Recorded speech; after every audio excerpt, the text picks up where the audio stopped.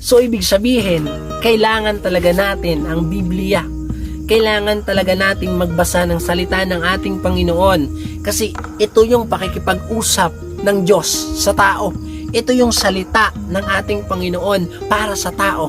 Ito yung manual para maging maayos yung pamumuhay natin. Ito yung manual para maging maayos tayo, kung paano tayo maitatama, kung paano maiayos yung mga mali natin, kung paano makita yung mga mali natin sa buhay. Ito po ang susi para po maiayos ang buhay natin bilang isang Kristiyano.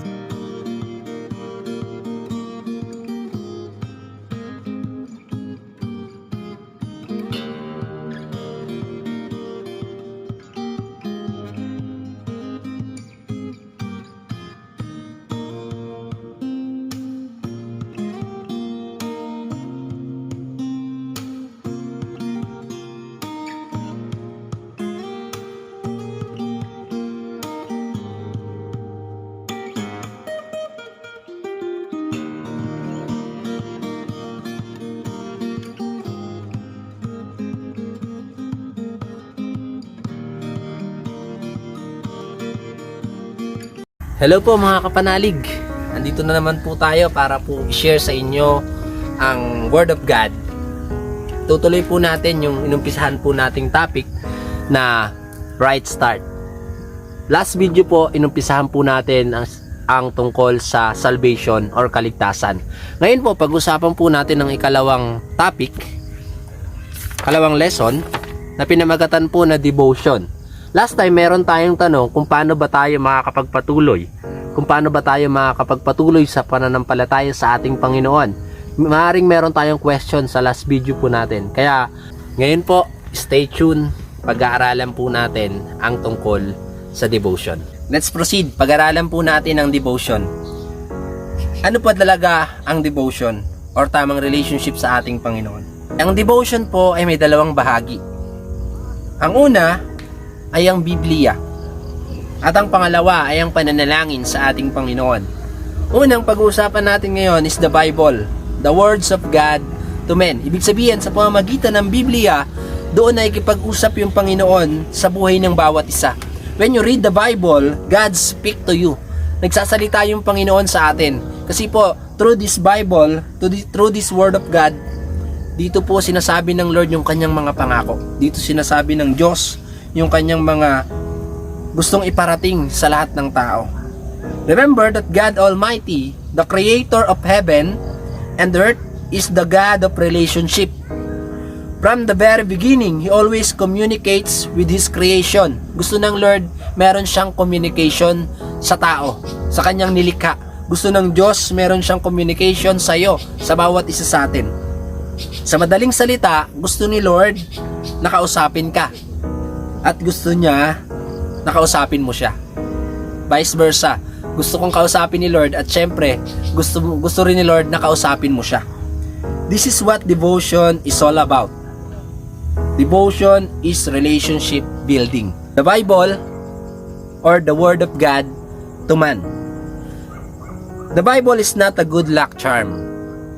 Having a copy in a prominent place in the house, car, office, or any place will not give you good fortune. Like any book, the Bible will profit you only if you read it, study it, and apply it to your life.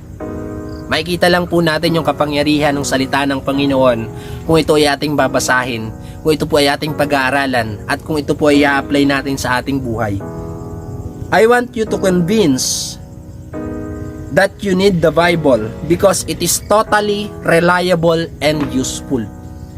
So ina-encourage ko po yung bawat isa sa atin na kailangan natin yung Biblia sa ating buhay kasi po ito po ay reliable at useful, magagamit natin sa lahat ng pagkakataon.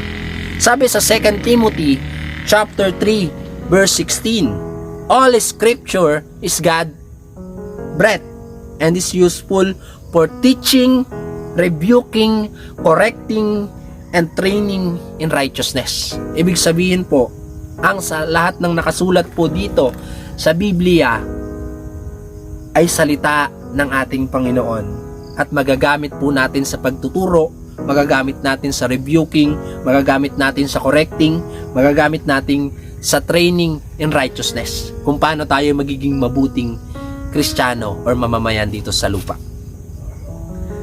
Sinabi sa ating verse na ang Bible ay useful.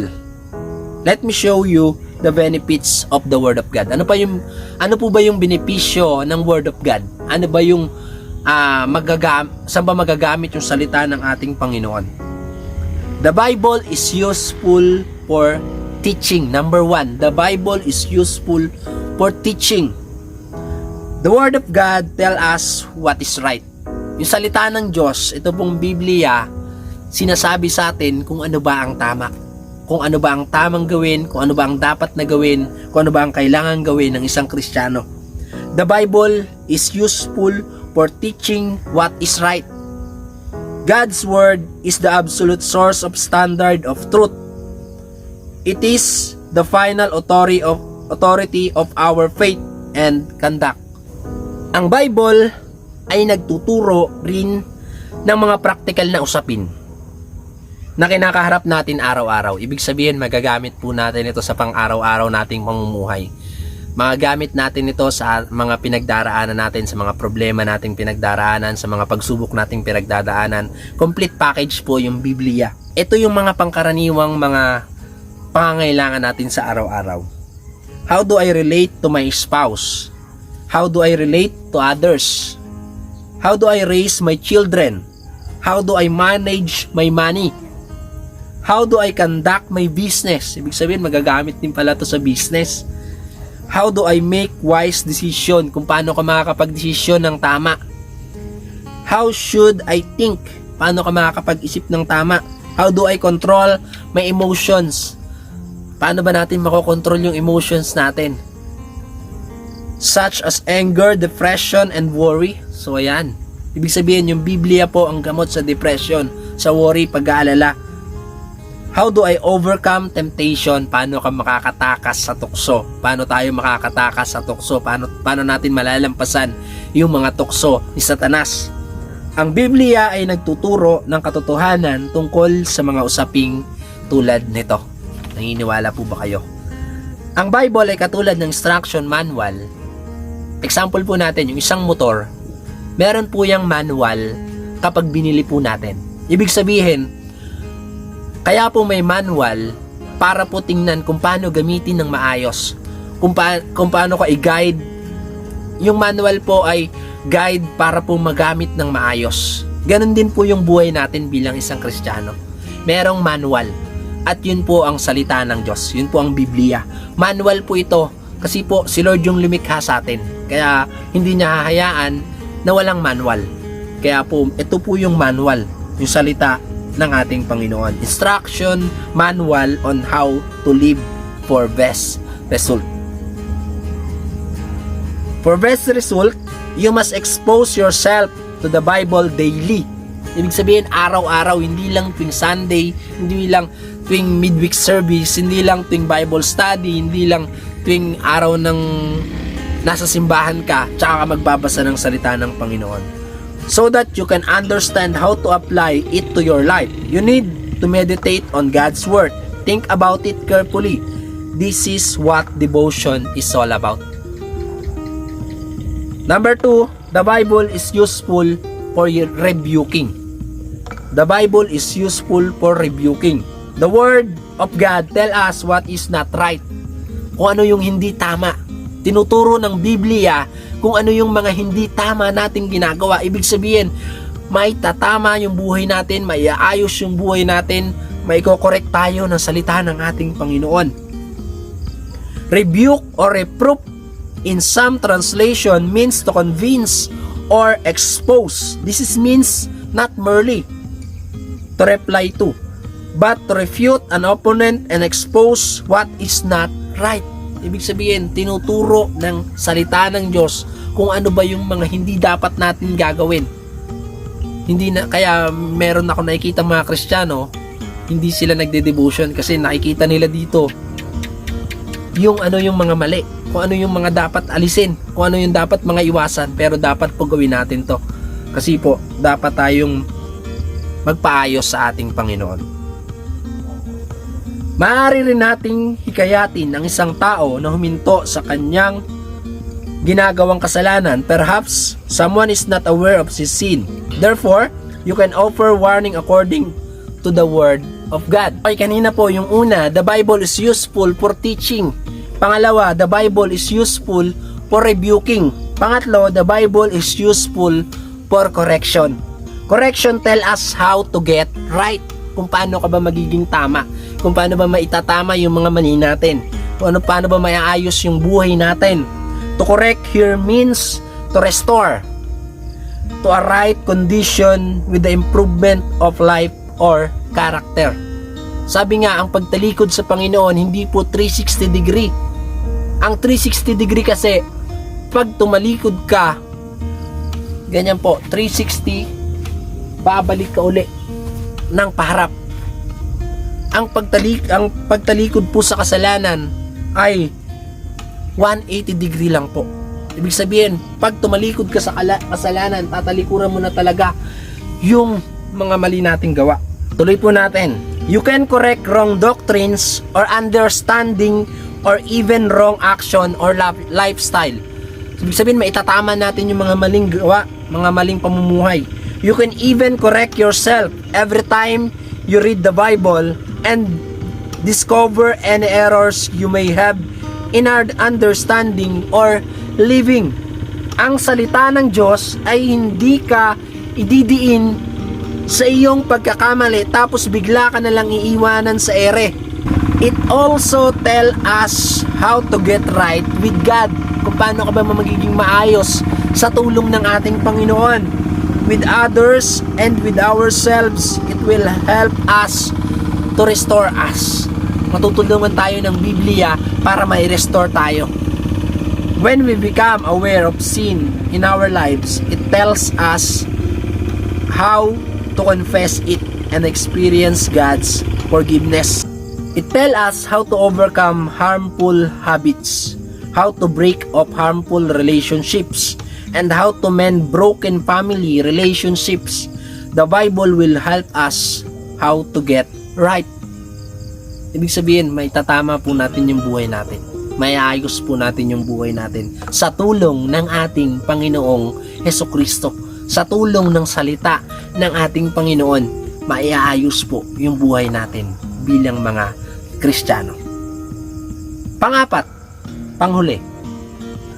The Bible is useful for training in righteousness. Kung paano ba tayo makakapamuhay sa kabutihan. Kung paano ba tayo mamumuhay sa kabutihan bilang isang Kristiyano. Training in righteousness tell us how to stay right. Kung paano ka mag-i-stay sa kabutihan. Once na maitama at makabalik tayo sa tamang landas, ang salita ng Diyos ay ituturo sa atin kung paano tayo manatili sa tama at kung paano tayo lalago. Tuturuan tayo nito kung paano tayo mananatili sa Diyos at tuturuan tayo nito kung paano tayo lalago spiritually, kung paano tayo lalago sa relationship natin sa ating Panginoon, kung paano magle-level up yung relationship mo sa ating Panginoon. Training means literally child training. Ibig sabihin parang tulad ng isang bata na tinuturuan, tulad ng isang bata na binibigyan ng good manners and right conduct. So usong-uso po yan sa mga bata GMRC. Sa kanilang mga anak, ganon din ang Diyos. Sa pamamagitan ng kanyang salita ay uhubugin tayo sa lahat ng aspeto ng ating buhay. Di ba ganon yung mga bata? Napakadaling turuan, napakadaling pasunurin. Kaya tayo bilang mga Kristiyano, sa pamamagitan ng salita ng ating Panginoon, huhubugin tayo ng Diyos sa lahat ng aspeto ng ating buhay. Therefore, God has given you the Bible so that you will be able to know the will of God, so that you might be taught, corrected, rebuked, and be trained in righteousness, so that your life might be in good shape and your action might be good in the sight of God. So ibig sabihin, kailangan talaga natin ang Biblia. Kailangan talaga nating magbasa ng salita ng ating Panginoon kasi ito yung pakikipag-usap ng Diyos sa tao. Ito yung salita ng ating Panginoon para sa tao. Ito yung manual para maging maayos yung pamumuhay natin. Ito yung manual para maging maayos tayo, kung paano tayo maitatama, kung paano maiayos yung mga mali natin, kung paano makita yung mga mali natin sa buhay. Ito po ang susi para po maiayos ang buhay natin bilang isang Kristiyano. Ngayon po, i-rate nyo po yung inyong sarili sa pagbabasa ng Biblia from 1 to 10. Pwede po kayong mag-comment. How intentional is your Bible reading? Rate your Bible time from 0 to 10. Ibig sabihin, pag 0, hindi ka nagbabasa. 1 to 10, nagbabasa ka once a week or madalas kang magbasa. Action. Start creating a wonderful devotional life. Start enjoying your relationship with God. Start na po natin. Pagkatapos mo mapanood yung video na to, mag-start ka na. Start mo na yung devotional life mo. Start enjoying your relationship with God. Masarap po kausap si Lord. Sinasabi ko po sa bawat isa sa inyo, kasi danas na danas ko po yan. Masarap kausap yung Diyos. Pwede kang umiyak sa Kanya, pwede kang manalangin sa Kanya, pwede kang magsumbong sa Kanya, pwede kang magsabi sa Kanya ng mga problema mo. Papakinggan ka ng Diyos. Don't give up if you fail. God is worth pursuing. Let's proceed to the second component of devotion. So, sa next video po natin, pag-uusapan po natin ang second component ng devotion. Yung una po, ang Biblia or ang Bible, the Word of God to man. Pangalawang topic natin ay pag-uusapan natin sa susunod na video. Kaya po, stay tuned. Maaari nyo po ako yung message para po ibigay sa inyo ang susunod na link at gagawa po tayo ng group chat para po meron tayong banding kahit papano. Meron tayong pag-uusapan sa group chat. Yun po, at maraming salamat po. Nawa po ay nakatulong po sa atin ang devotion. Nakatulong po sa atin ang shinare ko sa gabing ito. Maraming salamat po sa inyong lahat at patuloy pong sa Diyos ang pinakamataas na papuri. Let us pray. Aming Diyos sa banal na makapangyarihan sa lahat, salamat po sa pagkakataong ito. Tinataas ka namin at pinupuri. Patuloy, Lord, na kayo po ang manguna sa buhay ng bawat isa, Lord. Lord, give us a humble heart, Panginoon. Lord, give us a humble heart na handang matuto, Panginoon. Give us a humble heart na handang magpakorek, handang itama yung aming mga mali, Lord, O God. Dahil, Lord, ang inyong salita ang makakapag-ayos sa buhay ng bawat isa, Lord, O God. Alam namin, Lord, napakahirap baguhin yung puso namin. Napakahirap ayusin yung buhay namin, Panginoon. Kaya, Lord, patuloy po kaming lumalapit sa inyo, Panginoon. Lord, lagyan nyo kami ng puso na gustong magpaayos sa inyo, Panginoon. Lagyan nyo kami ng puso na gustong magbasa ng inyong salita, Panginoon. Lagyan nyo kami ng puso, Panginoon. Bigay nyo sa amin yung puso, Panginoon, na naisin namin. Bigyan nyo kami ng pagnanasa, Panginoon, upang sa gayon patuloy na masunod namin ang pagbabasa ng inyong salita at pananalangin sa inyo, Lord, O God. Salamat, Lord, dahil sa pamamagitan ng bidyong ito, naunawaan po namin, Panginoon, ang inyong salita. Maraming salamat, Lord. Tulungan niyo po kami, samahan niyo po kami sa aming hangahakbang bilang isang Kristiyano, Panginoon. Samahan niyo po kami, be with us, patuloy niyo kaming gabayan, Panginoon. Maraming salamat, Lord. Sa inyo namin binabalik ang pinakamataas sa papuri, salamat at pagsamba. Ito po aming dalangin sa pangalan ni Jesus namin tagapagligtas. Amen. Amen. Maraming salamat po. Abangan po natin yung susunod na video. God bless po.